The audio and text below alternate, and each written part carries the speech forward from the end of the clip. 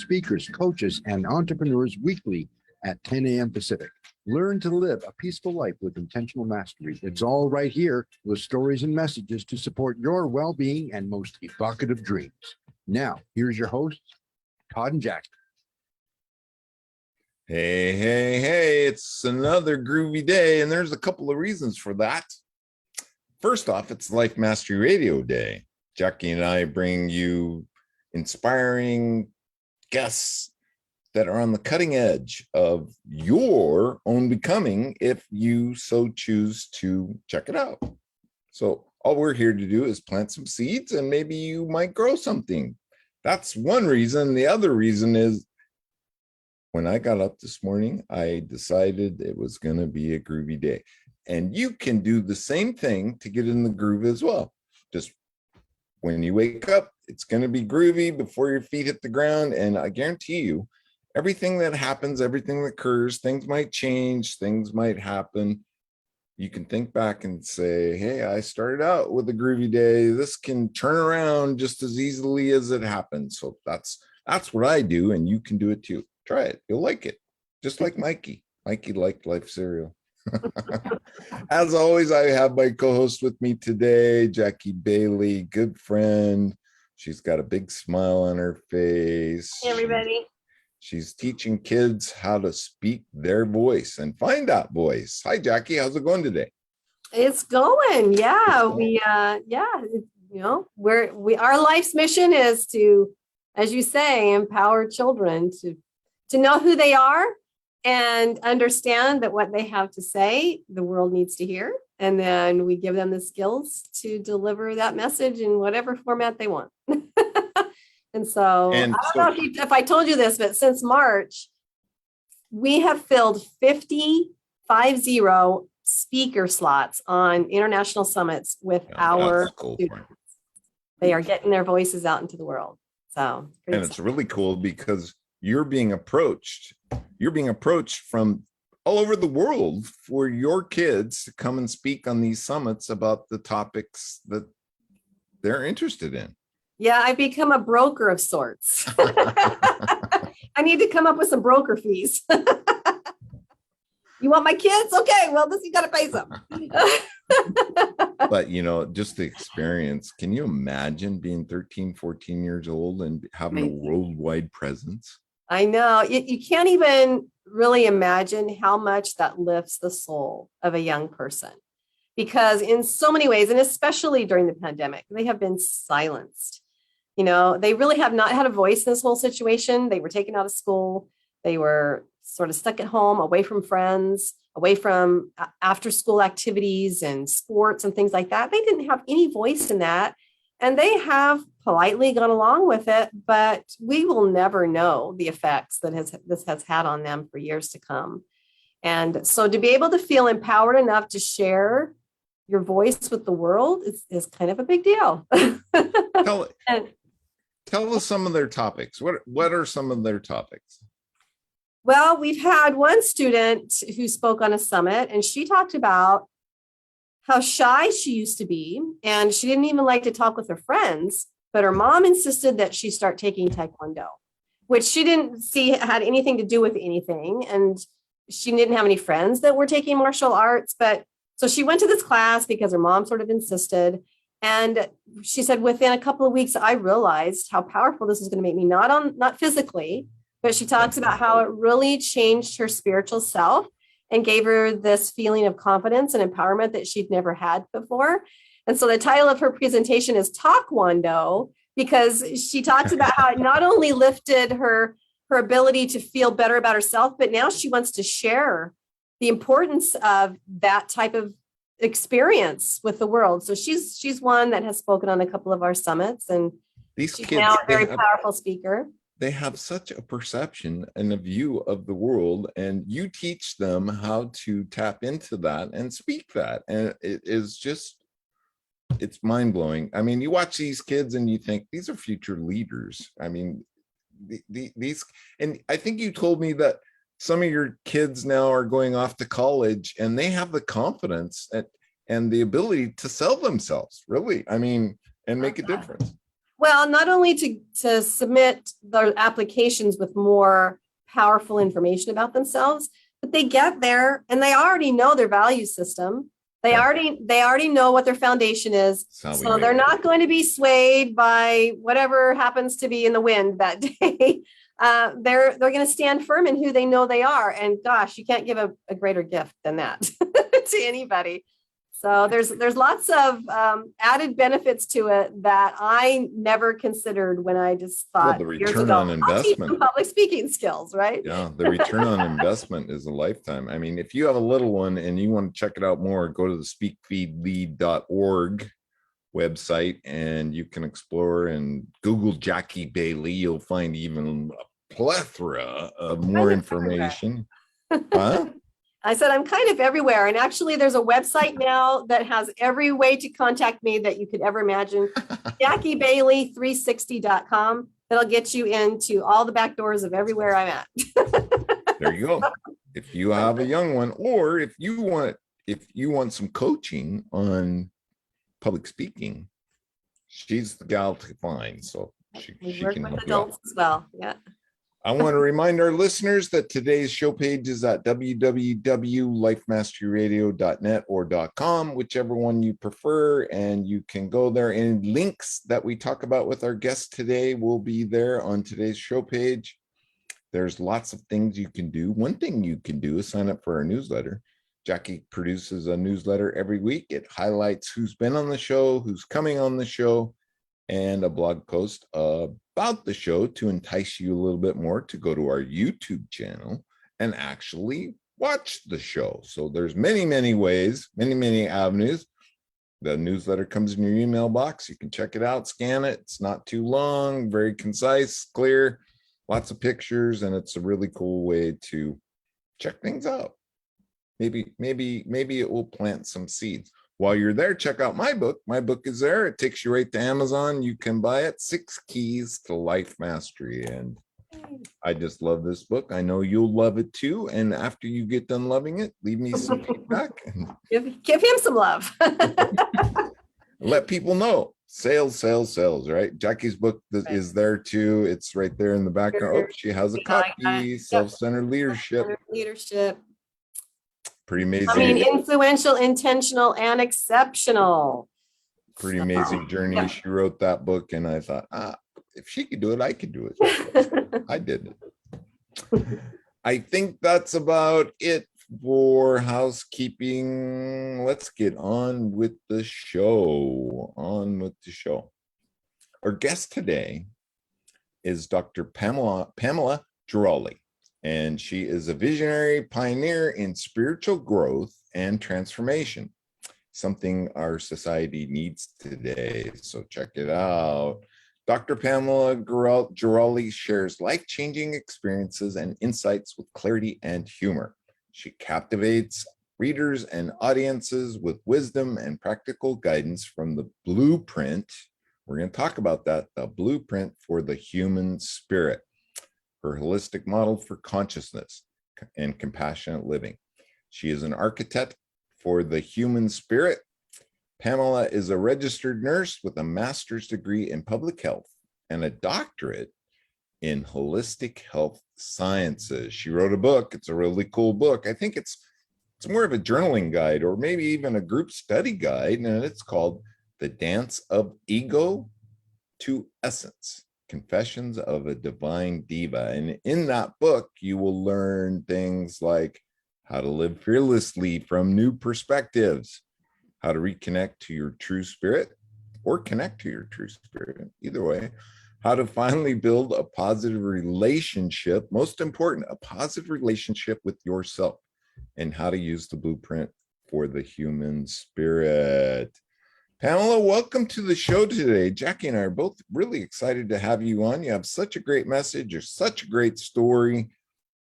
Let's get started. Well, yeah. I should say, first of all, welcome to the show. We just love that. Thank you. I'm so excited to be here. And it is so nice to be able to be with you no matter where we are, right? Yeah, you're on the road. You're kind of on the move, sort of. On the road, in an RV. On the road again. It's so exciting give us a little bit of your background. You were, how do I want to say it? You were kind of, you brought up sequestered. Pretty And then you entered into a world that you had no idea existed. Exactly. Yes, I was raised in a very small town, a very conservative home and ultra conservative religion, where there were so many thou shalt nots that we thought it was easier to say what we could do than what we weren't supposed to do. That's right. But that lifestyle in the country, we were very self-sufficient. It was very quiet and very calm, very peaceful. But it was very limiting and very narrow. I always describe my worldview as about the size of a pea, because we didn't have TV. It was against the beliefs of the church that I was raised in. So I didn't have a clue what was going on. I was in this kind of religious la la land. And when I left and went to college, I left what I call the unholy trinity of guilt, shame, and fear behind. And was able to have an amazing career in nursing and public health, where I had a series of expanding leadership opportunities with nonprofit health organizations like the American Cancer Society, Prevent Blindness America. I was a national consultant for the Cancer Society. Wow. And worked with 13 states at the time. Then I was a program director for Prevent Blindness America. So I had the opportunity to work with all kinds of people around the country and help preserve vision. And it was while I was at the Center for Creative Leadership that my life took a turn. They gave me the opportunity to attend the Center for Creative Leadership in Greensboro, North Carolina. Have you ever heard of it? No, I can't say I have. No. And I haven't Pretty state though. North Carolina is yes. amazing. It's beautiful. I think Jackie, didn't you live there, Jackie? No, No. thought about it at one time. Well, the Center for Creative Leadership was an amazing experience. And I don't know what they're doing today, but I went there for a week and we did visioning and journaling and met with change partners and artists and actors and did nature walks and all kinds of things that for the first time. And I was so engaged in this process that when I went back to work at Prevent Blindness America, I realized that my job was no longer compatible with my new vision. So I quit. I just quit my job. I left that career behind. I had just gotten married about a year before, and I didn't have to worry about paying the bills. But I decided that I needed to open myself to something different. So I became a spiritual junkie. And I read every book I could get my hands on. I went to every workshop and talked to every teacher I could find, but fearful because I was raised in fear. I was raised with the understanding that unless it was literal Bible, it was wrong. And so I was really afraid that someone was going to lead me down the wrong path. Right. So, and I'm sure a lot of other people have that same kind of experience. Now, my upbringing was pretty extreme in comparison to what kids are raised with today, but they still have it's a that good same thing. hunger though, right? People still have that same hunger. I experienced it. I had an insatiable desire to understand spirituality and old ancient traditions. Do you find that that's inherent in just about it's part of us, right? Exactly. I think it's this whole drive to discover who we are. And part of that is to bring us into alignment with the truth of our being when we finally figure it out. So it's a fun journey. In fact, I wrote and performed a one-woman show called Confessions of a Spiritually Promiscuous Woman. And It follows my evolution through each of these phases. You know, when I was what I called a victim of religious abuse, Hmm. because it suppressed you, you Yeah. know, and then I became kind of a wild woman, and then a perfectionistic workaholic, and to the point that I became a spiritual junkie and pursued this. But again, I was so fearful. And at one point, you know, I'm like, oh, you know, what to do? Because I tried all these different things from other spiritual teachers and nothing seemed quite right. Hmm. So I went to bed and I was awakened one morning and started receiving divine downloads. And for 3 to 4 days a week, for 6 months, I would be awakened and this information flowed in. And it was so beautiful that I would get up after about an hour and a half and enter it into my computer. And it started as a simple mind, body, spirit triangle. And it kept growing and growing until it emerged into this beautiful matrix with sacred geometry that I call the blueprint for the human spirit. So this evolved really in harmony with my own personal growth. And And that is fascinating. Did you have experience, especially with I guess what I'm trying to say is these were just thoughts and ideas that seemed to just pop into your mind. Is that the way to describe? yes, it just flowed in, and it came in words or concepts or ideas. And then I would have everyday experiences that brought all this to Together. life, that helped me integrate what I had been learning and what I had been receiving. So it was just a beautiful, beautiful process that I learned to trust. And then, but still I was fearful. And I thought, if I could just Get rid of the have fear. someone like Wayne Dyer or Deepak Chopra, you know, look at my matrix, and I'll show you. It's quite awesome, you know, and it's on my website. If you want more information about it, on my homepage, drpamelagerali.com, you can download a free copy of this booklet about the blueprint and learn more about it and the benefits. But I thought, if I could just have someone, you know, some well-known person in the spiritual Validated. realm say, oh yes, you're right. You know, of course, this is Zigo talking. I would have been, you know, thrilled. And then as I said, I know, I just studied about The Secret. I'm going to manifest a guru, you know. So I wrote in my journal, a guru is coming into my life now. And I looked, I thought, oh, this is great. And then this voice, clear as day, said, well, what am I, chopped liver? And There's your sign. there's the message. I have my own inner teacher, and I just needed to trust it and to embrace what I had learned and live that truth.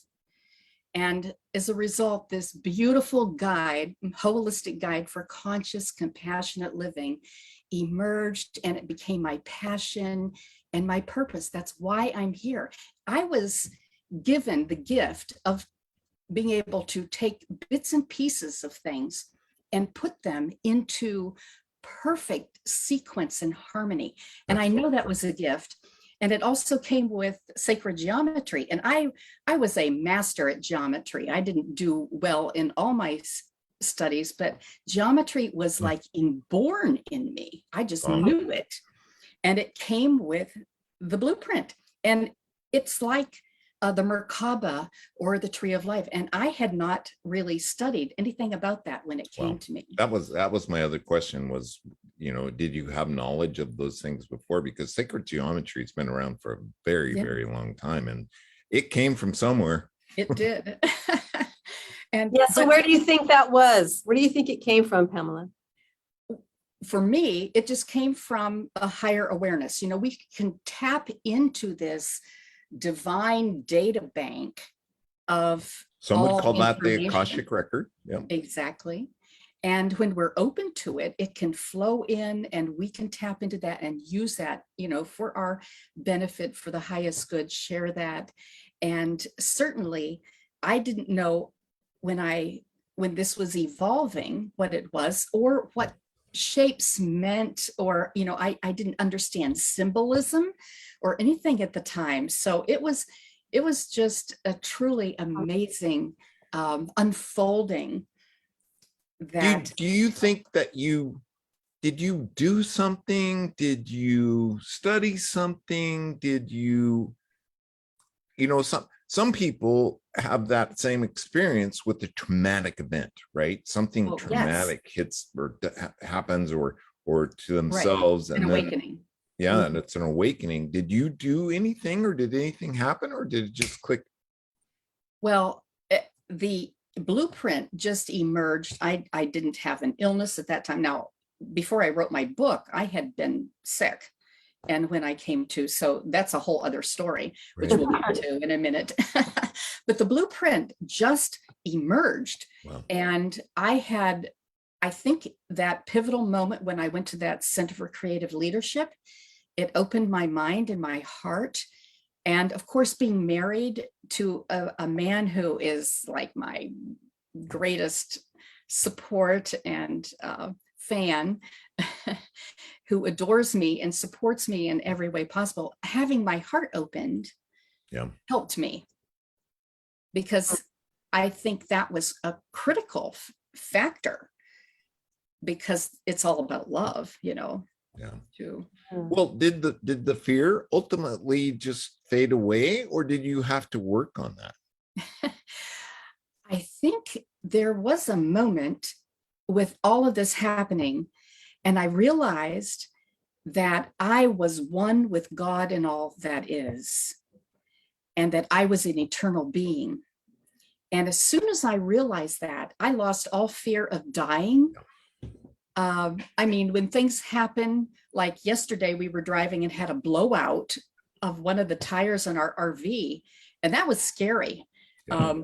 And sometimes when things like that happen, it's like, oh, Jesus, help me. It's like you go back to those old ways, and Jesus, it's like- take the wheel. Jesus, take the wheel. Yes.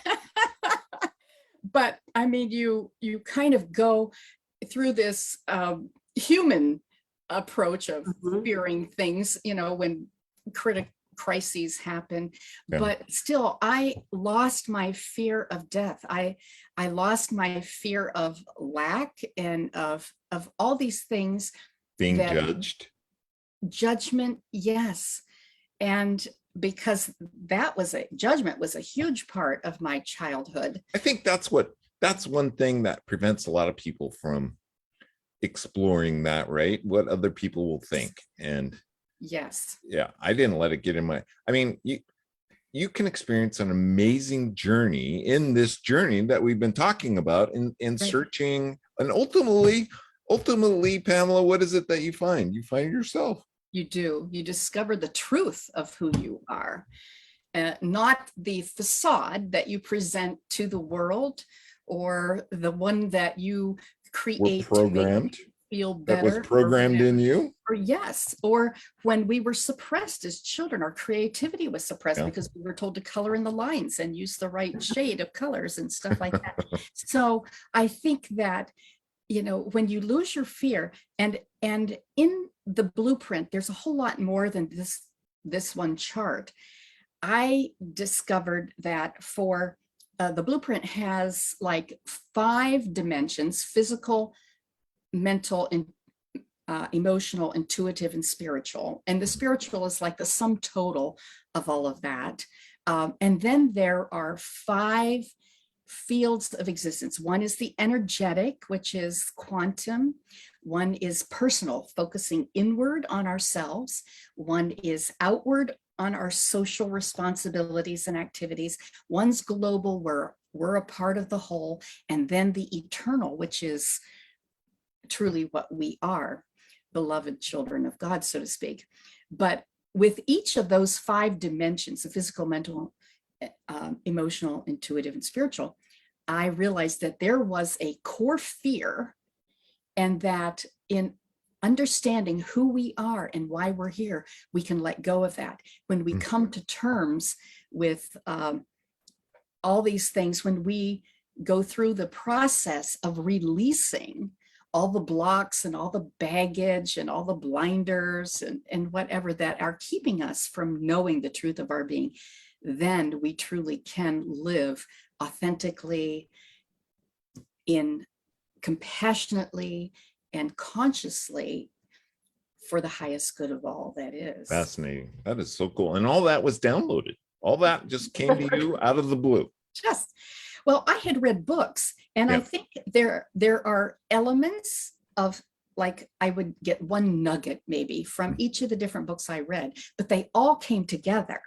So where the blueprint is comprehensive, most people's work is focused on one area, but this brings it all together into this beautiful whole. And it is amazing in part because it isn't about religion. It is about our inner landscape. It's compatible with ancient teachings and new science, Eastern philosophy and Western psychology. So it's relevant to students of all faith. Yeah. This is not about religion at all. That's how we change the world. And that's a book that Yes. is definitely the direction that I think will make a Yes. difference.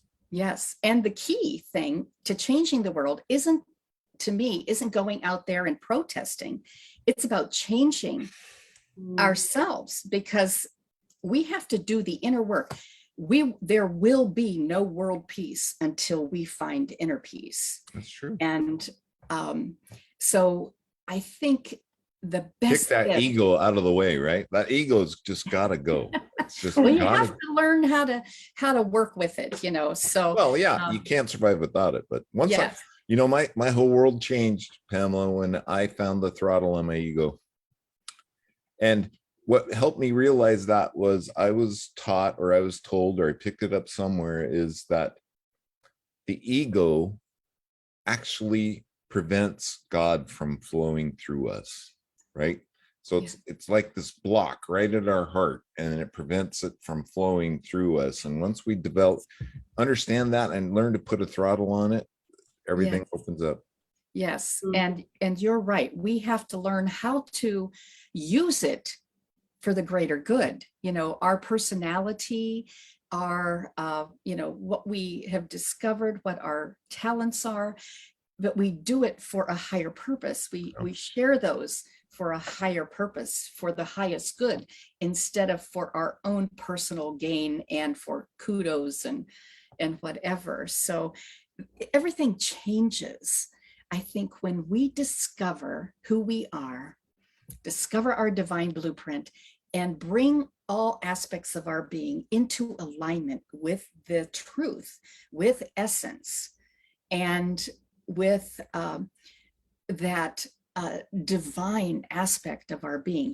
We were made in the image and likeness of God. And we keep forgetting that. In fact, there's a couple of references in the Bible that says, ye are gods.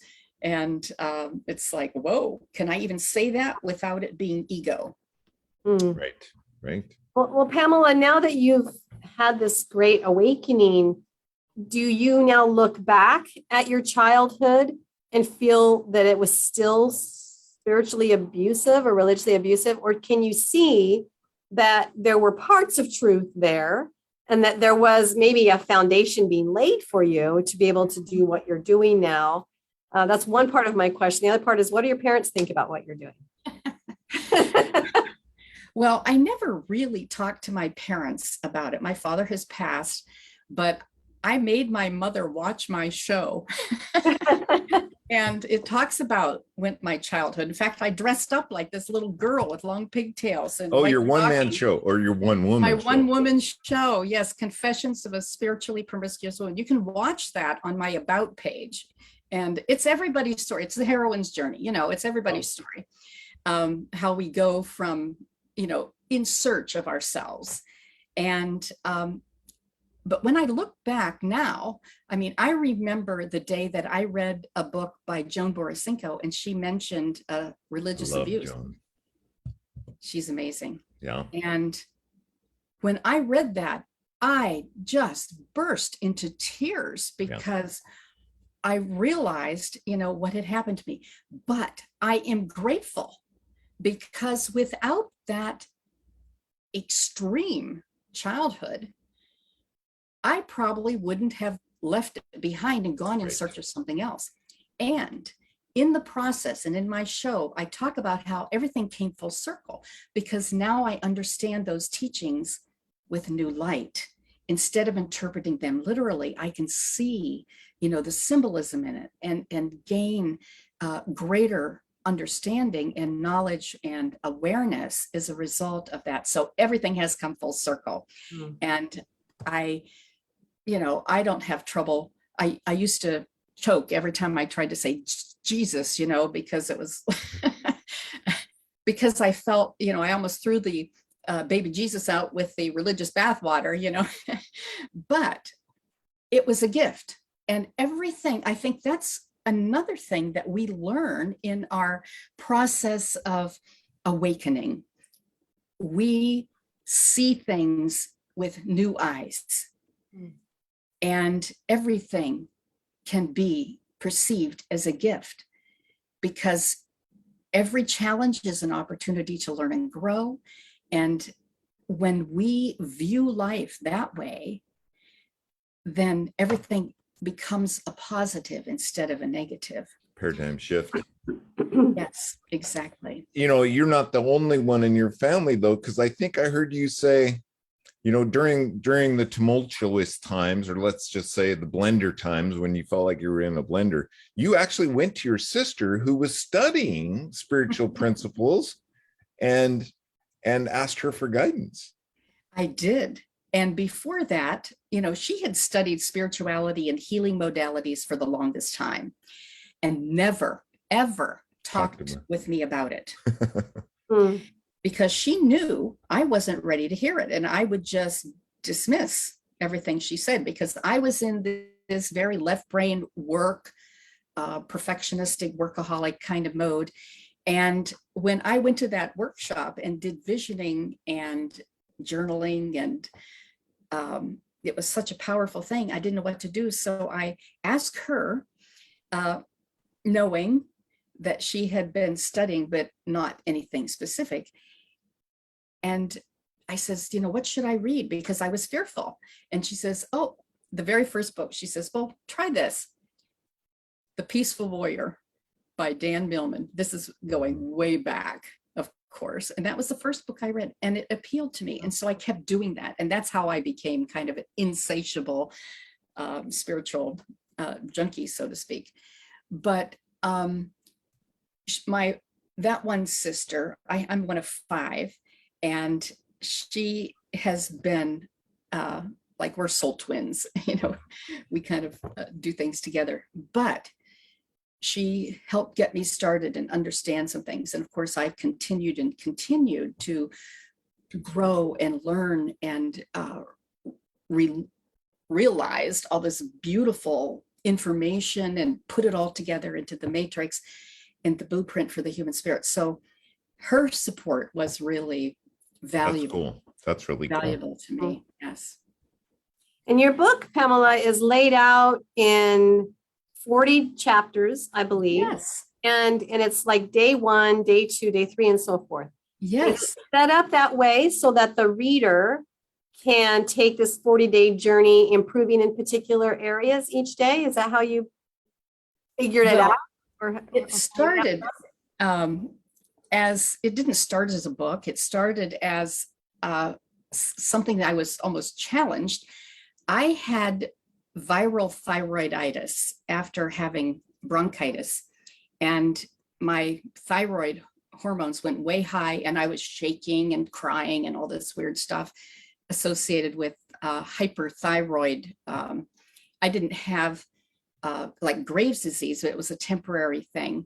But when I recovered from that, after being flatlined basically for 6 months and unable to do anything, I said, okay, I don't know where to start. What would you like me to do now? The higher powers that be, I asked, and it was like, get up early and journal confessions for 40 days. Mm. And I thought, really? I've been a spiritual teacher for quite a while here, and and I've learned a lot and I've let go of a lot, you know, but okay, if that's what you want me to do. So the very first day I went to my office, not knowing what to expect, lit a candle just as a focal point, and sat in silence for about 3 minutes. And this word came to me, discipline. And I was like, are you kidding? I can't stand the idea of anybody telling me what to do or what, you know, how to do it. And I thought, well, there's my first confession. And in my childhood, of course, discipline was a big thing because our parents with discipline were trying to keep us from going to hell in a handbasket, so to speak. And they thought they had to discipline us harshly in order to keep us on the straight and narrow. So I did not get along well with that concept. But as I wrote, I picked up my journal and I just started writing. And it was like all of my experiences and what I'd learned just flew onto the page. It was almost like automatic writing. And so I wrote in my journal then how discipline becomes self-discipline, where instead of others telling us what to do, that we can discipline ourselves. And that when we learn how to say no to one thing, we can say yes to something better. And in the process, then we choose our direction. So discipline becomes direction and moves us forward. And I thought, oh, wow, this is cool, you know? So then the next day, scattered. And so I'm like, scattered because I'm hyperactive and, you know, creative people are out here, you know, and you have one idea and then you have another idea and it's hard to stay focused and stay on the straight and narrow, so to speak. And so I wrote about how I became focused in the process. Every single day, a new word popped in. And I realized that these words and concepts are universal. And then when I shared my writings with a couple of friends, they said, oh, you have to share this because when you are so brutally honest and bare your soul with radical honesty, I could do the same. And in doing that, it freed me. In fact, as I was going through this 40-day process, and 40, by the way, the number 40 represents rebirth. Which is beautiful. And that's exactly what we are doing. And in the process, every day, I would free my soul of all this stuff from the past. I wrote about things that I had never told anybody about, but it just emerged, it bubbled to the surface, and I got it out of my system to the point where by halfway through, I was flying. I was almost euphoric.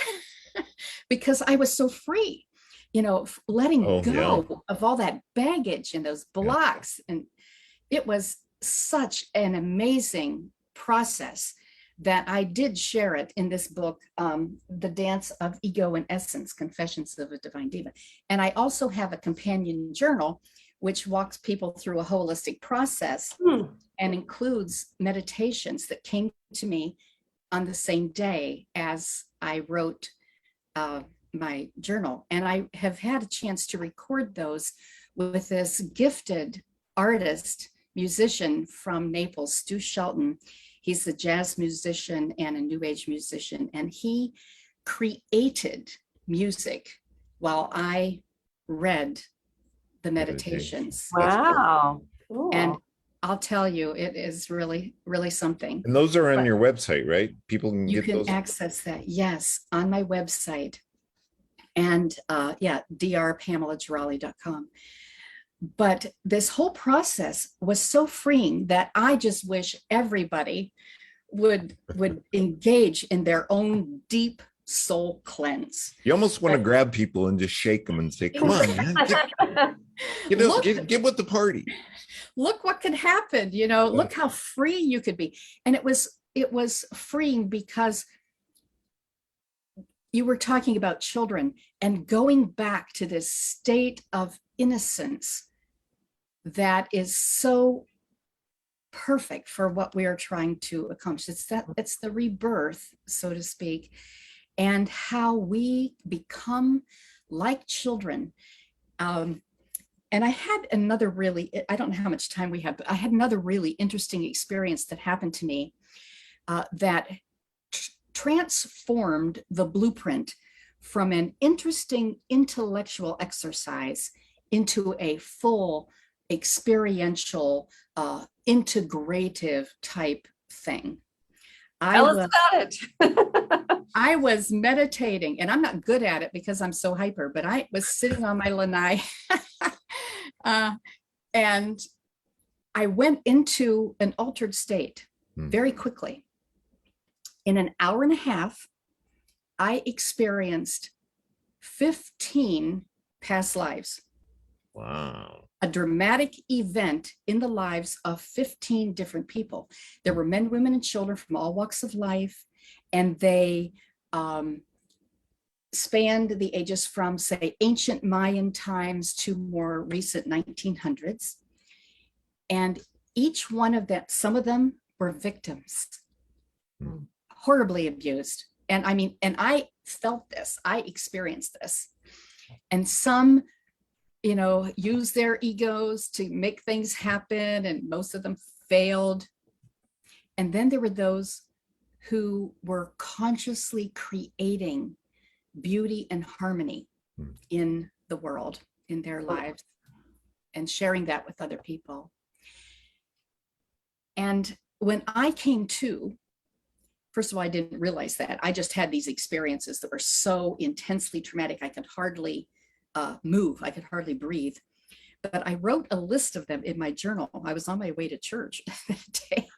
I wrote a list of them, and I went to church, and my friend said, "What happened to you?" And I'm like, "Ooh," I could hardly talk about it. She says, "Go home and write it down." And I did. And as I wrote it down, I analyzed it a little bit, because that's kind of one of my things, and realized that there was one character or one past life in each of the primary boxes of the blueprint matrix. Wow. And each one of them reflected a core shift in consciousness. And each one of them reflected an aspect of my life today. Wow. It wasn't just about the past, it's about today. You know, so when people talk about past lives, the only relevance is that if we can make sense of it in our personal life today, you know. Yeah. And then later that week, I visited a friend who was a therapist, and I told her I had this document, you know, with this chart. And I'm like, you know, and she says, "Well, would you like to do a regression?" And I'm like, with all of this, you know, I'll never, you know, figure it all out, but why not? What's one more?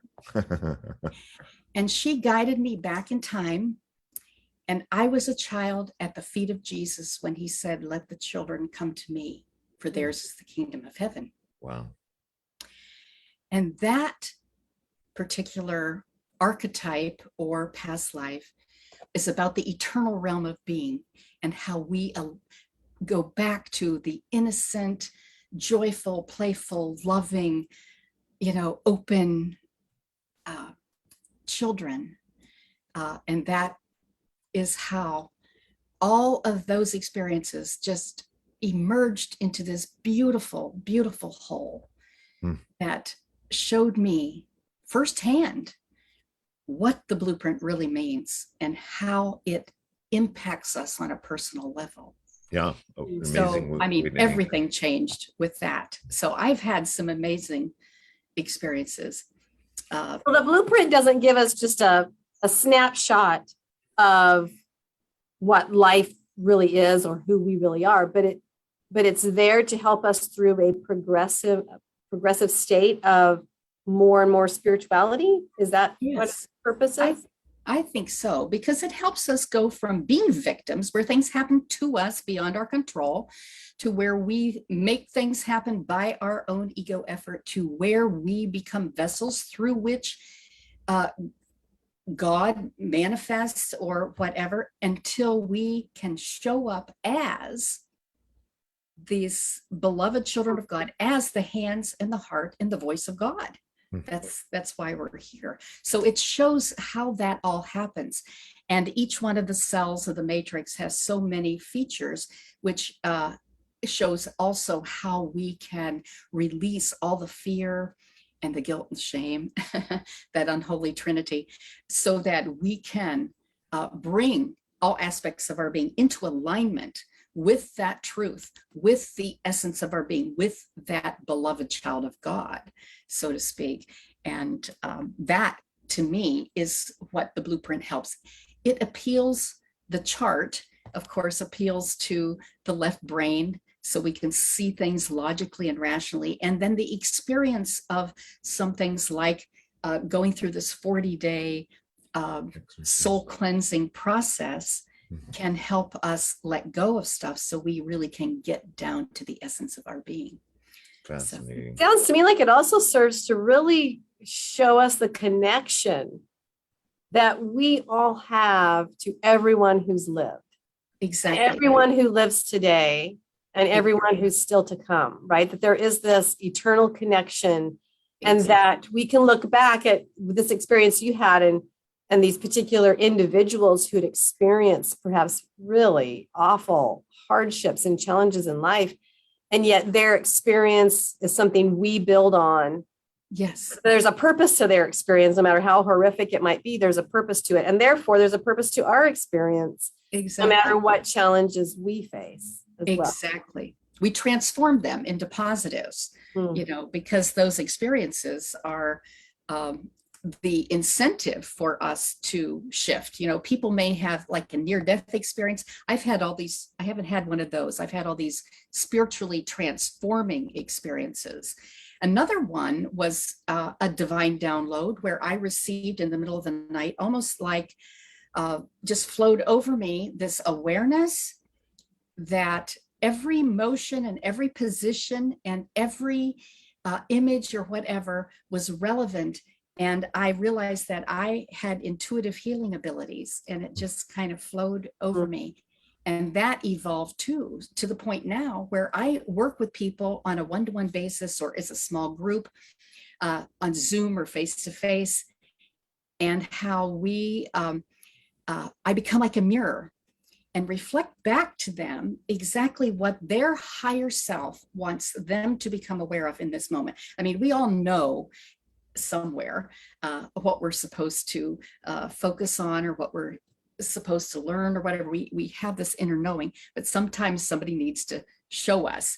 And so I become like a mirror, and I speak in first person, which is interesting because we are one, right? Right. And my body goes into motion. I close my eyes in the process because I want to block out stuff so I don't jump to conclusions or whatever, but I usually have my eyes closed, and my body goes into motion and will reflect through positions and motions and imagery exactly what this individual might need to know, and the shift. And there's always a shift in perception, which is what healing is. And so it's a beautiful gift that helps us focus on what is most important and provide some clarity, and helps individuals to release more blocks and blunders and baggage so we can live in harmony too. So those are very powerful experiences that I love doing it, because when I help others, I am healed more myself too, because we are one. It's such a beautiful gift. I call them spiritual blueprinting because it is still all based on the blueprint. And when something pops up, we can see kind of where it is on this beautiful chart, so to make sense of it and help them get clarity. So that's a gift. I have just so I'm filled with joy to be able to share. Oh my goodness, ladies, we only have about 5 minutes left. And I guess ultimately to put a cherry on top of all this great dessert, because it really is. What can people expect in their lives? What maybe testimonials have you gotten from people or something? What can people expect when they start working with the blueprint? Mhm. Well, first of all, I think people gain a greater insight than they have ever had about themselves.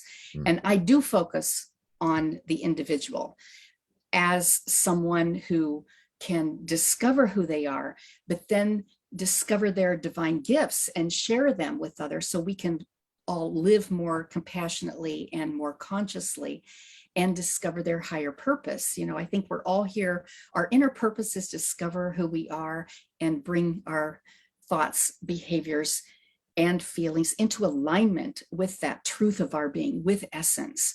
But then we want to share. There's gifts that we have received that we can enhance and share with others in so many ways. You both have such gifts that you give, you know, through your writings, through working with children in your groups, and Todd with, you know, how you bring people together and help plant seeds. I mean, that's your gift.